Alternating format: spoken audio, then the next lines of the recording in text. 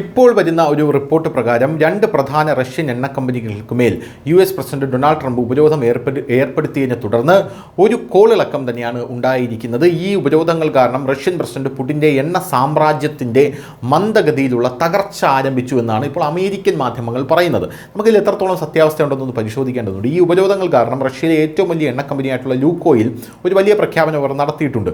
തങ്ങളുടെ വിദേശ കമ്പനികളെ വിൽക്കും എന്നാണ് അവർ പറയുന്നത്. ട്രംപ് കാരണം വിദേശ ആസ്തികൾ വിൽക്കാൻ ഞങ്ങൾ നിർബന്ധിതരാകുന്നു എന്നാണ് ലൂക്കോയിൽ അടക്കം പറയുന്നത്. ഈ ലൂക്കോയിൽ എന്ന് പറഞ്ഞാൽ ഇന്ത്യയിലേക്ക് അടക്കം വലിയ രീതിയിൽ എണ്ണ സപ്ലൈ ചെയ്യുന്ന ഒരു കമ്പനിയാണെന്ന് നമ്മൾ ഓർക്കണം. റഷ്യയിലെ ഏറ്റവും വലിയ എണ്ണ കമ്പനിയായിട്ടുള്ള ലൂക്കോയിൽ തിങ്കളാഴ്ച ഔദ്യോഗികമായി പ്രഖ്യാപിച്ചത് യുക്രൈൻ യുദ്ധം കാരണം കഴിഞ്ഞ ആഴ്ച ഡൊണാൾഡ് ട്രംപ് ഞങ്ങളുടെ മേൽ ഉപരോധം ഏർപ്പെടുത്തി, അതിനാൽ ഞങ്ങളുടെ അന്താരാഷ്ട്ര ആസ്തികൾ വിൽക്കും. യുക്രൈനെതിരെ പോരാടുന്ന റഷ്യയെ യുദ്ധം നിർത്താൻ ട്രംപ് നിർബന്ധിക്കുന്നുവെന്ന് കമ്പനി വ്യക്തമായി പ്രസ്താവിച്ചു.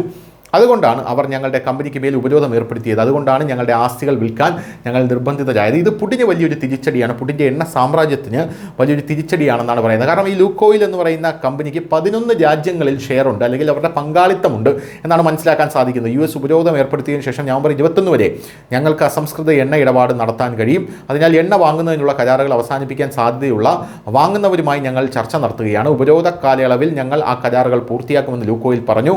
ബൾഗേറിയയിലെയും റൊമാനിയയിലും റിഫൈനറികളും നെതർലാൻഡ്സിലെ ഒരു റിഫൈനറിയിൽ 45% ഓഹരി ഉൾപ്പെടെ 11 രാജ്യങ്ങളിലെ എണ്ണവാതക പദ്ധതികളിൽ ലൂക്കോയിലിന് പങ്കാളിത്തമുണ്ടെന്നാണ് റിപ്പോർട്ടുകൾ പുറത്തുവരുന്നത്. News desk news Malayalam.